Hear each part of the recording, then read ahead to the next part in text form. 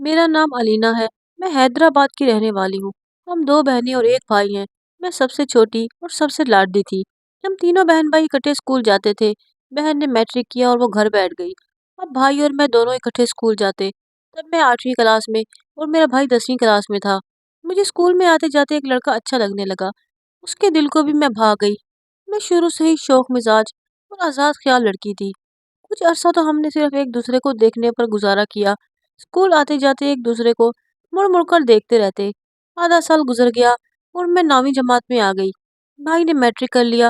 उसने कॉलेज में दाखिला ले लिया, जो कि शहर में वाक़ था। और मैं गांव के स्कूल में ही, जहाँ पहले जाती थी, वहां जाने लगी। अब मैं अकेली अपने मोहल्ले की लड़कियों के साथ स्कूल जाती थी। इस तरह अब मुझे उस लड़के से बातचीत करने का मौका मिल जाता, क्योंकि मोहल्ले की सब लड़कियां मेरी सहेलियां थी। सब एक दूसरे के राज जानती थी। 9वीं से 10वीं जमात तक 2 साल हमने छुप छुप कर मुलाकातें की। उसके बाद वो अपने मामों के पास लाहौर चला गया। शुरू शुरू में तो उसने जाकर मुझे फ़ोन किया और ख़त लिखा, लेकिन उसके बाद वो भूल गया। मैं उसके गम में हलकान होती रही, लेकिन उसने मुड़कर ना देखा। सच शुक्र कि ये मुलाकातें सिर्फ मिलने तक ही रही थी। उससे आगे बात ना बढ़ सकी थी। उस लड़के ने बहुत कोशिश की, लेकिन मैं अकेले मिलने के लिए ना मानी। मैट्रिक के बाद मैंने स्कूल को खैराबाद कह दिया और घर बैठ गई। बहन की शादी की तारीख मुकर्रर हो गई और घर में खूब जोरों शोर से शादी की तैयारियां शुरू हो गई। इसीलिए मैंने खुद को मसरूफ कर लिया। मैं आहिस्ता आहिस्ता उसे भूलने लगी और शादी के हंगामे में खुद को मसरूफ कर लिया। बहन की शादी के बाद अब मैं बिल्कुल अकेली हो गई थी और घर के कामकाज में लग गई। वक्त गुजरता रहा। भाई की पढ़ाई खत्म हो गई और भाई शहर में ही नौकरी करने लगा, तो हम सबको भी शहर ले गया। लेकिन अब भी गाँव आते जाते, क्योंकि चिच्चा जान गाँव में रहते थे। चिच्चा जान ने खुद को अकेला महसूस किया, तो वो भी शहर में शिफ्ट हो गए। अब हमारा गाँव जरा बिल्कुल ही खत्म हो गया। उसके साथ ही उम्र के लौट आने की उम्मीद भी, क्योंकि चिच्चा भी शहर में आकर आबाद हो गए। तब हम किराए के मकान में रहते थे। चिच्चा शहर में शिफ्ट हुए तो उन्होंने अपने मोहल्ले में हमें एक मकान खरीद दिया। दो घर साथ साथ बिक रहे थे। अब हमारा और चिच्चा का घर बिल्कुल साथ साथ था। 1 साल के बाद चिच्चा जान अपनी फैमिली समेत बैरून मुल्क चले गए। उनका मकान खाली रह गया।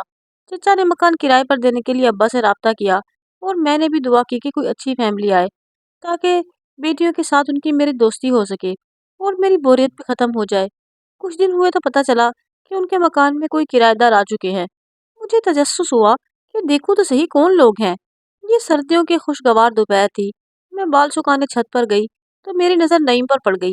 वो दराज कद, सेहतमंद और खुश लिबास, किसी चॉकलेटी हीरो जैसा था। उसकी उम्र तकरीबन 24 बरस के करीब थी और उसकी आंखों में बला की कशिश थी।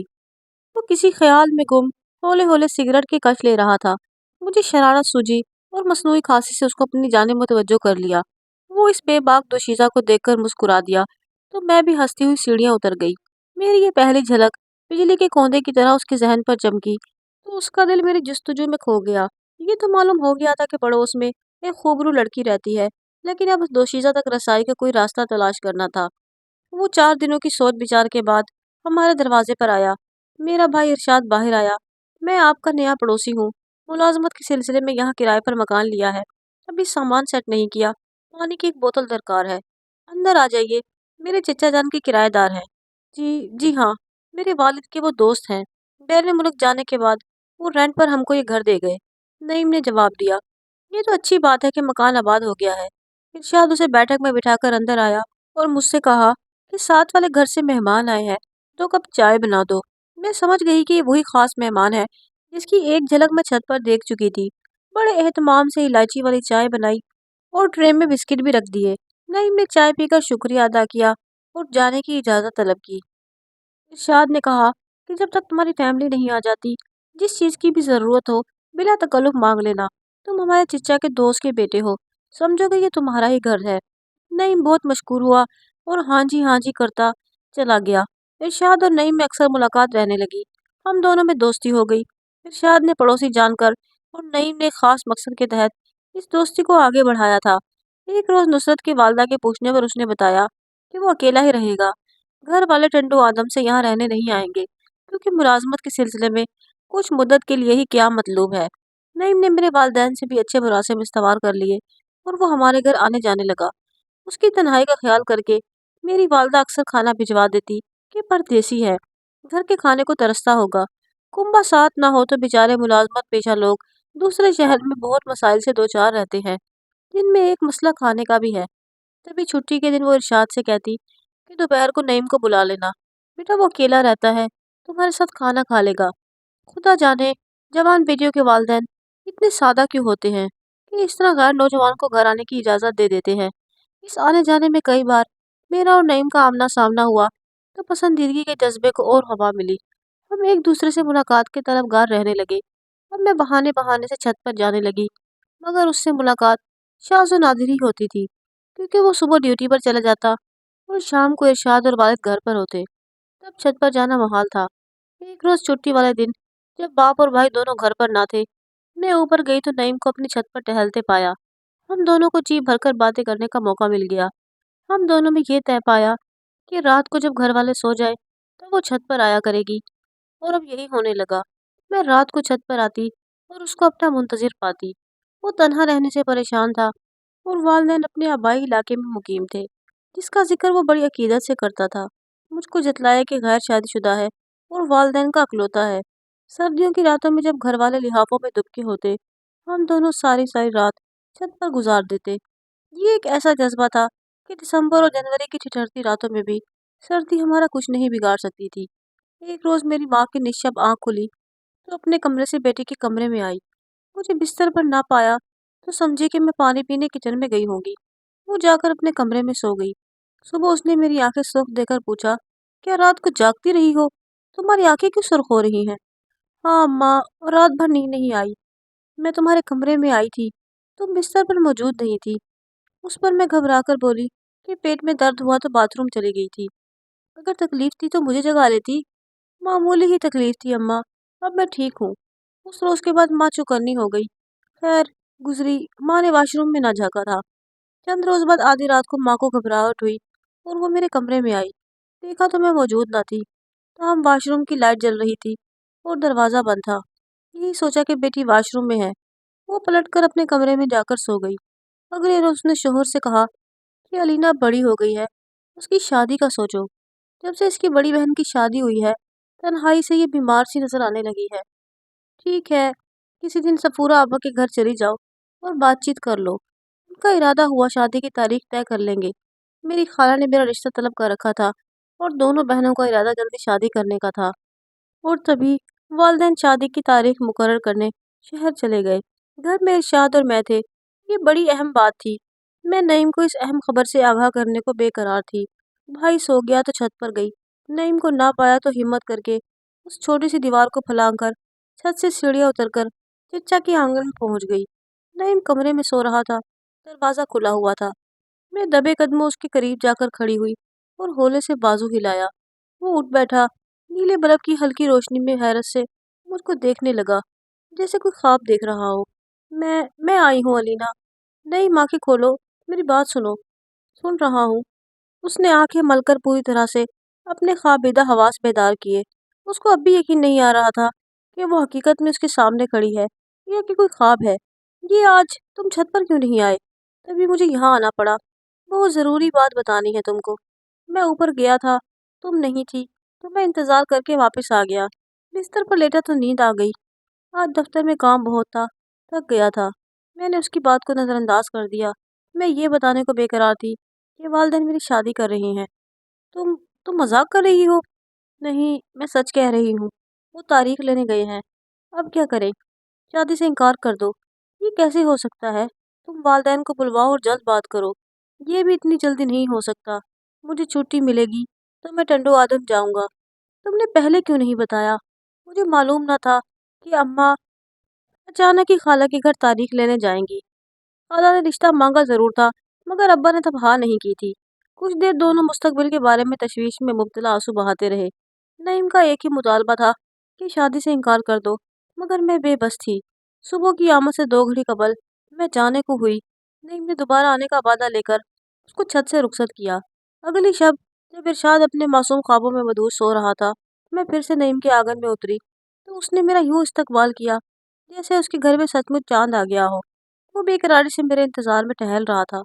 देर तक जिंदगी भर साथ निभाने के वादे करते रहने के बाद सुबह शादी से कबल मैं अपनी छत पर से घर वापस आकर अपने बिस्तर पर ढह गई। अब ये चोरी छुपे की मुलाकातें ना थी, ये एक दलदल थी जिसका दरवाजा प्यार का झूठा फरेब था, और मैं इस दलदल में धंसती चली जा रही थी।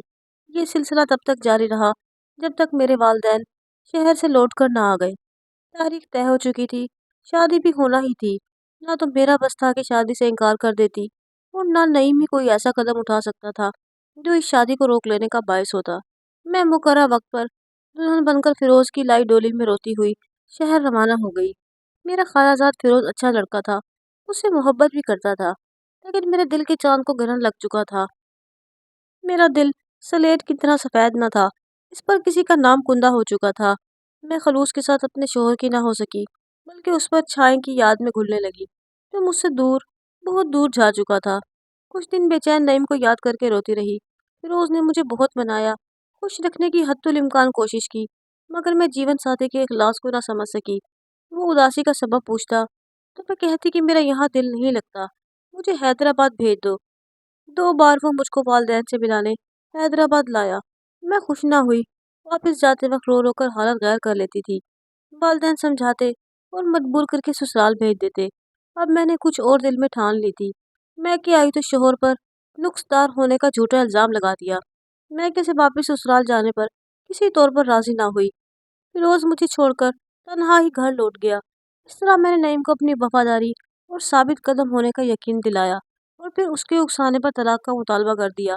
नईम ने मुझसे वादा किया था कि अगर मैंने फिरोज से तलाक हासिल कर ली तो वो मुझसे शादी कर लेगा। मैंने सोचा था कि ये दुश्वार अमर है, मैं तलाक नहीं ले सकूंगी। उधर वाकई फिरोज मुझको तलाक देने पर आमादा न था, लेकिन जब बुजुर्गों के सामने मैंने झूठी कसम उठाकर उस पर गलत इल्ज़ाम लगाया तो उसने मुझे मजीद पाबंद रखने को दुरुस्त न जाना और तलाक दे दी। यूँ मेरी आरज़ू पूरी हो गई और दरमियान का कांटा निकल चुका था। मैं फिर से अपनी आरज़ुओं का चमन आबाद करने को वालिदैन को धोखा देने में मसरूफ़ थी, जो मेरी तलाक से बेहद आज़र्दा खातिर थे। लेकिन मैं खुशादा और फरहा थी, इस उम्मीद के सहारे कि मुझे मेरा मनचाहा महबूब अपना लेगा, क्योंकि उसने मुझसे वादा किया था। अब जब शादी का तकाजा करती तो वो यही बहाना करता कि वालिदैन को बना रहा है, जल्दी मिलेंगे, वो रिश्ता तलब करने आ जाएंगे। मुझे नईम पर अंधा एतबार था। मैं सोच भी नहीं सकती थी कि वो मुझको एक रोज़ बेयारो मददगार छोड़कर चला जाएगा। अचानक ही उसने मुझदा सुनाया कि उसका तबादला नौशहरा फिरोज हो गया है और उसको जाना होगा। ताहम वो जल्द वापस आएगा और अपने वालिदैन के साथ उसको ब्याह कर ले जाएगा। दिन गुजरते रहे, वो ना आया। इधर मेरी जान पर बनी थी, जीती थी ना मरती थी, क्योंकि मैं उम्मीद से हो गई थी। मैंने अपनी बड़ी बहन को आगाह किया, उसने लानत मलामत की, मगर बहन थी, आखिर अपनी मुलाजमा और उसके शोहर को टंडो आलम भेजकर नईम का पता करवाया। तब पता चला कि वो शादीशुदा और 2 बच्चों का बाप था, खुद को गैर शादीशुदा जाहिर करता था, और इसी बहन की कोशिश से मेरा रिश्ता उसके शोहर के तवस्सुत से साहिवाल के एक ताजिर से हो गया। उस शख्स की पहली बीवी मर चुकी थी। मुझे जल्द अज जल्द ब्याहना एक मजबूरी थी, वरना मैके वाले किसी को मुंह दिखाने के काबिल न रहते, और मैं खुद भी शायद जिंदा न रह पाती, न जिंदा रहना चाहती थी। मगर बड़ी बहन ने मुझे मरने ना दिया और बर वक्त भाग दौड़ करके रुसवाई के गड़े में गिरने से बचा लिया। जब मेरी शादी अपने से दुगनी उम्र के शख्स से हो रही थी, तो दिल पर जो गुजरी उसका दिल ही जानता है। रूह जख्मी और दिल चूर चूर था, मगर मैं नईम के किए कि नहीं अपनी बेवकूफ़ी की सज़ा भुगतने पर मजबूर थी। वो नईम जिसने उसको तलाक लेने पर उकसाया और फिर चंद दिन की मुसरत की खातिर मेरा घर बार और सुहाग की खुशियाँ उजाड़ कर चला गया, उसने पलट कर मेरी खबर न ली, हालांकि जानता था कि मैं रुसवाई के इम्कान में गिर चुकी हूँ। उसके बाद मेरी ज़िंदगी एक कर्ब मुसलसल ही बन गई। 6 दिन बाद मेरे शोहर को पता चल गया कि मैं उम्मीद से हूँ। हुआ कुछ यूँ कि मेरी तबीयत अचानक ख़राब हो गई। मैं बेहोश होकर गिर गई। वो मुझे उठाकर हॉस्पिटल ले गया। डॉक्टर ने बताया कि मैं उम्मीद से हूँ। ये खबर जाननी थी कि मेरे शोहर ने मुझ पर जुल्म की इंतहा कर दी। ये किसका गंद उठा के लाई हो? इतना मारा कि मैं मरने वाली हो गई, लेकिन मरी नहीं। लेकिन मेरा बच्चा मेरे पेट में ही ख़त्म हो गया। कुछ वक्त के बाद मैंने एक मुर्दा बच्ची को जन्म दिया। यूँ मैं माँ बन जाने के बाद भी ममता की मुसरत से दो चार न हो सकी। मैंने मरहुमा सोकन के बच्चों को पाल पोस कर अपनी जवानी के दिन पूरे किए। कभी कभी जब मेरी बहन मिलने आ जाती तो मैं कहती, आपा सफूरा, तुम मुझे मर जाने देती तो अच्छा था। जाने क्यों तुमने मेरी ज़िंदगी बचाई।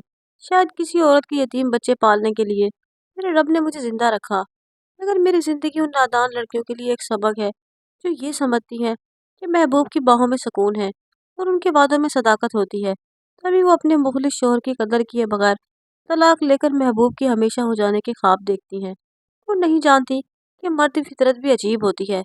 जब तक उसकी मनपसंद औरत किसी दूसरे शख्स के कब्जे में रहती है, वो उसके हसूल के लिए बेचैन रहता है, और जो ही वो उसके लिए आसानी से हासिल हो जाने वाली शय बन जाती है, तो वो उसकी नज़रों में अपनी वक़्त खो देती है।